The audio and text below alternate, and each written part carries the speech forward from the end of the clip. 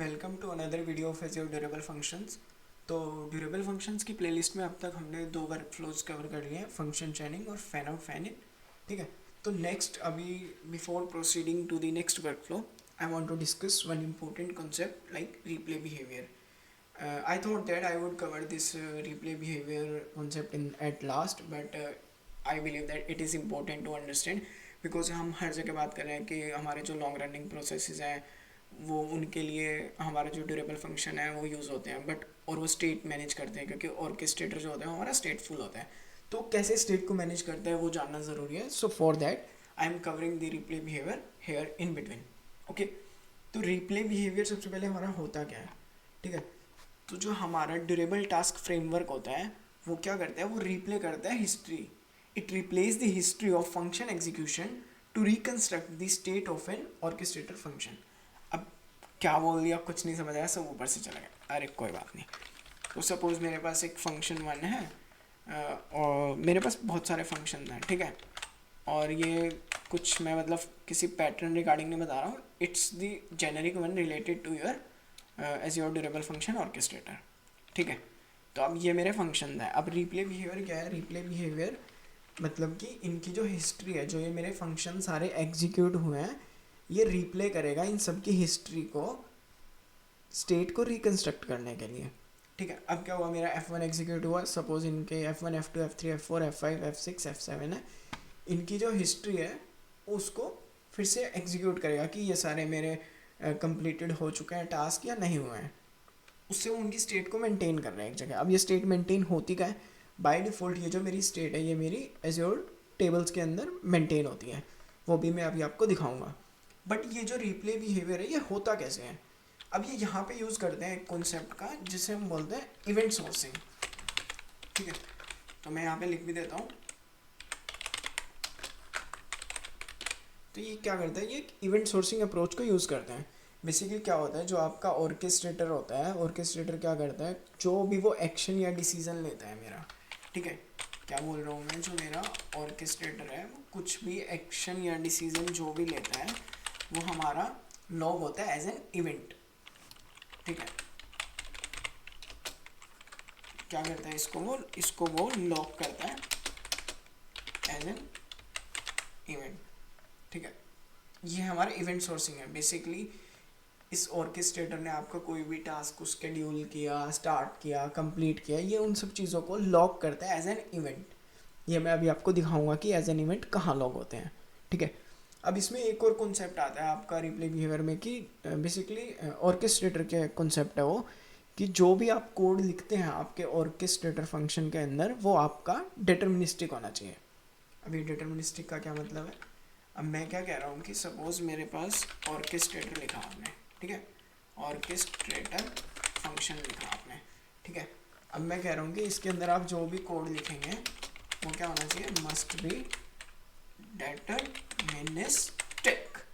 अब इसका मतलब क्या है कि इसको एक एग्जांपल से समझते हैं कि डिटर्मिनिस्टिक का मतलब है क्या। यहाँ पे सपोज आप क्या कर रहे हो, आपको एक एम्प्लॉय को ऑनबोर्ड कराना है, एक वर्क फ्लो से समझते हैं। ठीक है, तो यहाँ पे सपोज आपको एक एम्प्लॉय को BOARD एम्प्लॉय ऑनबोर्डिंग एक प्रोसेस है।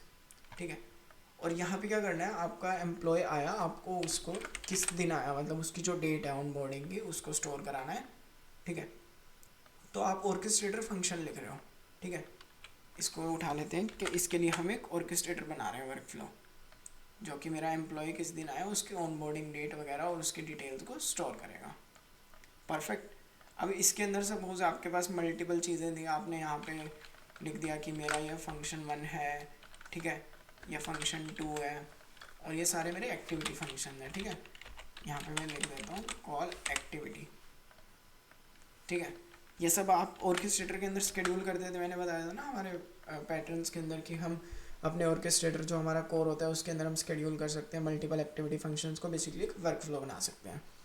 तो यहाँ पे मैंने इनको कर दिया। अब नेक्स्ट मैं कह रहा हूँ कि मेरे को इनकी डेट चाहिए कि किस दिन मेरा ऑनबोर्ड हुआ यूज़र, तो उसके लिए मैं क्या कर रहा हूँ, मैं यहाँ पे लिख देता हूँ कि सपोज मैंने लिख दिया डेट टाइम डॉट नाउ। ठीक है, अब ये मेरा डेट टाइम लिखा है, ये कोई फंक्शन नहीं है, डेट टाइम डॉट नाउ हमारा जो डिफ़ॉल्ट है उसको हमने यहाँ पे यूज़ कर लिया और स्टोर कर लिया। अब क्या हुआ, मेरा जो ऑर्केस्ट्रेटर था वो एग्जीक्यूट होना स्टार्ट हुआ, ठीक है। उसने मेरा कॉल एक्टिविटी F1 को स्केड्यूल किया, एग्जीक्यूट किया, परफेक्ट। एक्टिविटी 2 को कॉल किया, एग्जीक्यूट कर दिया, परफेक्ट। और डेट टाइम डॉट नाउ को भी उसने एग्जीक्यूट कर दिया। अब क्या होता है, suppose date time dot now जब ये फंक्शन मेरा इनिशियल रन हुआ उस टाइम पे इसने कुछ वैल्यू रिटर्न करी, सपोज 10th, ठीक है। इसने 10th ऑफ अक्टूबर मेरी डेट रिटर्न करी, आज की डेट ये है जब ये इनिशियल रन हुआ, परफेक्ट। अब उसके बाद क्या होता है कि सपोज़ इसके बाद सपोज़ मेरे पास यहाँ पर और भी फंक्शंस थे, एक्टिविटी फंक्शंस, ठीक है, जो कि एग्जीक्यूट होने थे, अभी एग्जीक्यूट नहीं हुए हैं। तो अब यहाँ पे सपोज़ इसके बाद मेरा यहाँ पे आके मेरा फंक्शन क्या होता है, पॉज हो गया। My orchestrator got pause due to some event sourcing और स्केलिंग और सम अनदर रीज़न। मेरा फंक्शन का वर्क फ्लो यहाँ पे आके पॉज हो गया। अब ऊपर वाला जो था मेरा, इतना मैं एग्जीक्यूट कर चुका था, बट यहाँ पे पॉज हो गया। तो अब रिप्ले बिहेवियर क्या होगा, वो इनकी हिस्ट्री चेक करेगा कि ये मेरा ऑलरेडी एग्जीक्यूटेड है मेरा F1, वो इसको एग्जीक्यूट नहीं करेगा। इट विल नॉट री execute again the activity function F1, it will just skip the task or the business logic you have written in that function. It will just check with the state, yeah, it has been completed. Similarly for the F2, यहाँ पे भी वो इनको execute नहीं करेगा क्योंकि ये मेरे ऑलरेडी एग्जीक्यूट हो चुके हैं, इनकी स्टेट मेरे पास ऑलरेडी है, हिस्ट्री से उसने चेक किया, ठीक है। अब डेट टाइम डॉट नाउ में सपोज इनिशियली उसको 10th ऑफ अक्टूबर मिला था, ठीक है। यहाँ मैं इसके बाद लिख भी देता हूँ, ये मेरी इनिशियली थी, ठीक है। जब इनिशियली उसने रन किया था उसको मिली थी 10th ऑफ अक्टूबर। तो उसके बाद क्या हुआ, जब उसने इसको फिर से रन किया रीप्ले बिहेवियर में, तब इसको डेट टाइम डॉट नाउ मिला सपोज 12th ऑफ अक्टूबर, ठीक है। ये एक एग्जांपल है कि इनिशियली उसको यह मिला था और जब वो पॉज हो गया था उसके बाद जब वो रेज्यूम हुआ वहाँ से कंटिन्यू करना स्टार्ट किया तो उसको मिला 12th ऑफ अक्टूबर। क्योंकि ऑब्वियसली ये एक एग्जांपल है, हो सकता है कि सेम भी मिला हो, टाइम डिफरेंट हो, इट कुड बी, ठीक है। तो जब आप इसको आपने रिप्ले किया तो जो उस टाइम पे उसका था डेट, वो उसने फेच करके रख लिया। इनको उसने फिर से एग्जीक्यूट नहीं किया था क्योंकि ये मेरे ऑलरेडी एग्जीक्यूट हो चुके थे। फिर उसने यहाँ पे आके रेज्यूम किया और यहाँ पे उसने इसको कॉल किया, इसको एग्जीक्यूट किया, इसको किया। अब सपोज मेरा यूज़र एक्चुअल में ऑनबोर्ड हुआ था 10th ऑफ अक्टूबर को जब मेरा इनिशियल रन हुआ था, बट जो उसकी मेरे पास ऑनबोर्डिंग डेट आई वो आई 12th ऑफ अक्टूबर। क्या इनकन्सिस्टेंसी मिल गई, ठीक है।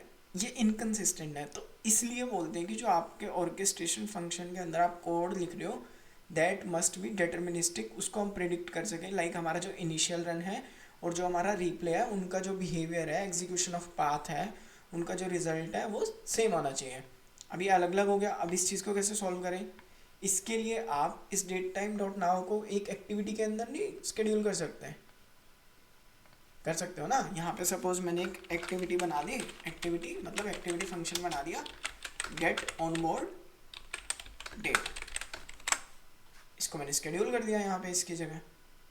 अब क्या होगा, सपोज मेरा यहाँ तक वो ऑलरेडी चल चुका था, पॉज तो मेरा यहाँ पे आके हुआ था ना, यहाँ तक वो मेरा चल चुका था। तो नेक्स्ट टाइम जब वो रिप्ले बिहेवियर में आएगा उसको इसकी स्टेट भी एग्जीक्यूटेड मिलेगी, तो इसकी जो इनिशियल डेट थी लाइक 10th अक्टूबर वही इसको मिलेगी और ये 10th ऑफ अक्टूबर को ही रखेगा। ये मेरी परसिस्ट हो गई थी इसकी स्टेट, और उसके बाद उसने 10th ऑफ अक्टूबर को ही आगे लिया और नेक्स्ट अपना जो वर्क फ्लो था उसको कंटिन्यू किया। तो मेरे पास जो एट द एंड डेट आई वो आई 10th ऑफ अक्टूबर, ठीक है। एक और एग्जांपल से समझते हैं इसको। ये तो आपका डिटर्मिनिस्टिक हो गया और यही है आपका एक्चुअल में। अगर आप देखोगे रिप्ले बिहेवियर यही है, जब उसने रिप्ले किया तो उसके पास स्टेट मेंटेन थी उसकी, तो उसने उस स्टेट को यूज़ किया, देखा कि मेरा ऑलरेडी एग्जीक्यूटेड है फंक्शन, तो मैं इसको फिर से री एग्जीक्यूट नहीं करूँगा, ठीक है। तो नेक्स्ट एक और देखते हैं कि सपोज मेरे को एक ऑर्डर प्रोसेस कराना है, ठीक है, ऑर्डर प्रोसेस वर्क फ्लो, ठीक है। अब सपोज मेरे पास एक ऑर्डर प्रोसेस कराना है मुझे, उसका वर्क फ्लो है।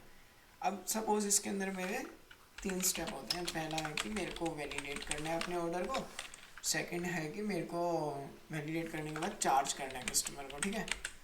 तो मैं लिख देता हूँ चार्ज इज द कस्टमर। और थर्ड मेरे को है कि मेरे को शिप करना है ऑर्डर को, ठीक है। शिप्स द ऑर्डर, वैलिडेट्स कर देते हैं इसको भी, ठीक है। इधर वैलिडेट्स द ऑर्डर्स, ठीक है। तो अब क्या हो रहा है, मेरे को इन सबको वैलिडेट करना है। अब ये मेरा 3 स्टेप प्रोसेस है। पहले मैं वैलिडेट करूँगा, फिर चार्ज करूँगा, फिर उसे शिप करूँगा। सपोज मेरा वैलिडेट ऑर्डर परफेक्टली एग्जीक्यूट हो गया, चार्ज द कस्टमर भी परफेक्टली एग्जीक्यूट हो गया। अब क्या हुआ, आफ्टर सक्सेसफुल कंप्लीशन और executing of the above 2 methods और एक्टिविटी फंक्शंस, यहाँ पे मेरे को एक पॉज मिल गया। मेरा जो ऑर्केस्ट्रेटर था वो पॉज हो गया। पॉज क्यों हुआ? ड्यू टू स्केलिंग और ऑप्टिमाइजेशन, ठीक है। स्केलिंग हो सकता है मेरा, कोई अदर रीज़न हो सकता है, ठीक है। तो यहाँ पे मेरा ये पॉज हो गया। अब क्या होगा, मेरा रिप्ले बिहेवियर आएगा जब वो फिर से रेज्यूम करेगा। जब मेरा ऑर्केस्ट्रेटर वेकअप होगा तो रिप्ले बिहेवियर आएगा, ठीक है। तो रिप्ले बिहेवियर आएगा तो वैलिडेट हो चुका था ऑर्डर, चार्जेस भी मैं कर चुका था कस्टमर के, ठीक है। चार्ज भी कर दिया था मैंने उसका। लेकिन जब वो मेरा पॉज हुआ तो उसके बाद वो यहाँ से अपना वर्क फ्लो कंटिन्यू करेगा। स्टेप नंबर 3, नॉट, वो फिर से वैलिडेट नहीं करेगा क्योंकि उसके पास रिजल्ट है उसका ऑलरेडी। चार्ज किया था उसने कस्टमर को, उसका रिजल्ट भी उसके पास है ऑलरेडी, तो वो इस चीज़ को फिर से नहीं करेगा। वो डायरेक्ट स्टेप नंबर 3 से एग्जीक्यूशन को स्टार्ट करेगा, ठीक है। तो ये था हमारा रिप्ले बिहेवियर कि वो कैसे स्टेट्स को मैनेज करता है इनसाइड द रिप्ले बिहेवियर। अब ये जो मेरी स्टेट्स हैं मैनेज हो रही हैं, या जो हमने बात करी थी कि मेरा लॉग एन इवेंट करता है, मेरा ऑर्केस्ट्रेटर जो है वो जो भी एक्शन या जो भी ऑपरेशन है उसको वो लॉग करता है एज एन इवेंट। तो क्या इसको मैं कहीं पे देख सकता हूँ? ऑब्वियसली मैंने बताया था कि ये आपके एज्योर टेबल के अंदर बाय डिफ़ॉल्ट स्टोर होते हैं सब के सब। तो अभी लोकल डेवलपमेंट के लिए मैं यहाँ पे यूज़ कर रहा हूँ एज्योर स्टोरेज इम्यूलेटर, ठीक है। तो मैंने एज्योर स्टोरेज का एक्सप्लोरर डाउनलोड किया और उसे इंस्टॉल किया। तो यहाँ पे हमने अपना फंक्शन जो था रन किया था, लाइक ये मेरा फंक्शन चैनिंग जो था हमारा ऑर्केस्ट्रेटर, उसका आउटपुट है, उसको हमने लॉक किया था। तो इसका मुझे पार्टीशन की मिल रही है, यहाँ पे टाइम स्टैम्प है और उसका मेरे फंक्शन का नेम क्या है और वो सब चीज़ें मुझे मिल रही है। अब ये पार्टीशन की वगैरह ये सब कॉलम्स हैं, लाइक पार्टीशन की जो आपकी इंस्टेंस आईडी है ऑर्केस्ट्रेशन की, ठीक है। टाइम स्टैम्प किस टाइम एग्जीक्यूट हुआ था, क्रिएट किस टाइम हुआ, ठीक है। नेम क्या है हमारे ऑर्केस्ट्रेटर का और उसका स्टेटस क्या, वो कंप्लीट हुआ या नहीं। अब जो मेरे इसके डिसीजन थे, इसने जो भी ऑपरेशन परफॉर्म किया, मेरे ऑर्केस्ट्रेटर का वर्क फ्लो था, उसकी मेरी पूरी हिस्ट्री बनती है, ठीक है।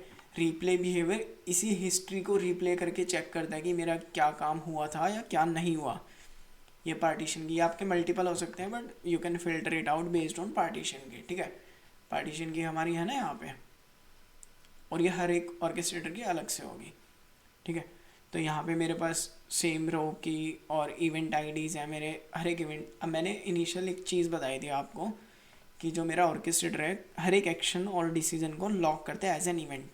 तो यहाँ पे मेरे पास इवेंट टाइप है, ऑर्केस्ट्रेटर स्टार्ट हुआ, एग्जीक्यूशन स्टार्ट किया उसने, टास्क को शेड्यूल किया, ऑर्केस्ट्रेटर मेरा कंप्लीट हो गया, फिर से स्टार्ट हुआ, फिर उसने टास्क को कंप्लीट किया, देखा यहाँ पे ये सारे मेरे लॉग्स हो रहे हैं एज एन इवेंट, ठीक है। ये इवेंट सोर्सिंग है। अब यहाँ पे हो क्या रहा है, जो उसने, अगर आपको मेरा फंक्शन चैनिंग वाला वर्क फ्लो याद है, अगर आपने मेरी वाली वीडियो देखी है तो जाके उसे देखना। उसमें हमने एक रोबोट से कॉफ़ी बनवाई जिसमें हमने फेच टूल्स किया था, फेच पार्ट्स किया था, ठीक है, उनको कंप्लीट किया था। फिर हमने एक हैव कॉफ़ी किया था और इन सब के जो रिस्पॉन्स, मेरे parts, my tools, my parts, ये सब चीज़ें हमने करी थी ना। तो इन सब की ये जो लॉग्स हैं, स्टेट्स हैं, वो इस चीज़ के बेसिस पे आ रही हैं। ये उस स्टेट्स को मैनेज कर रहा है। आपके जब आप इसको प्रोड में जाओगे, लाइक अगर आपने इसको लाइव कर रखा है, कहीं पे डिप्लॉय कर रखा है, तो आप इसको अपना एज्योर स्टोरेज के अंदर भी जाके देख सकते हो। वहाँ पे आपका पोर्टल के अंदर सारी इन्फॉर्मेशन आ रही होगी, लॉग्स, ठीक है। बट आपको लोकल के लिए यहाँ पे ये चीज़ रखनी ज़रूरी है कि use development storage is equal to true. और सेम वे अगर आपका लाइव है, आपने इसको डिप्लॉय करेगा तो आप इसकी कनेक्शन स्ट्रिंग को भी पार्स कर सकते हो यहाँ पे, ठीक है। तो आपको लोकल सेटिंग्स डॉट जेसन के अंदर रखना है। So that's all for this video. So if you like the content, please like my video, and if you are new to my channel, do subscribe my channel, and please press the bell notification icon for the latest updates. Thank you.